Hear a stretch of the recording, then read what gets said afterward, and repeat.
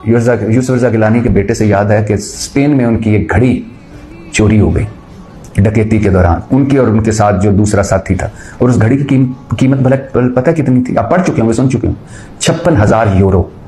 ये तकरीबन ये घड़ी बनती है 1,85,00,000 की घड़ी। अब यूसुफ रज़ा गिलानी साहब का एक वक्त ये था कि यूसुफ रज़ा गिलानी साहब का जो मुल्तान का घर है उसका एक पोर्शन उन्होंने किराए पे लगाया था। कुछ लोग कहते हैं किराए पे लगाया था, कुछ लोग कहते हैं कि बेच दिया था हालात की तंगी की वजह से, दिन नहीं गुजर रहे थे।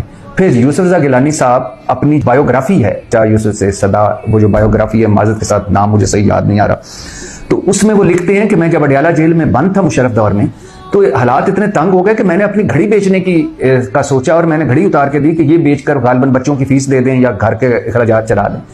तो वही यूसुफ रज़ा गिलानी, वही उसका बेटा स्पेन में, और उसकी घड़ी जब चोरी होती है तो वो कितने की निकलती है? 56,000 यूरो की, मतलब 1,85,00,000 की।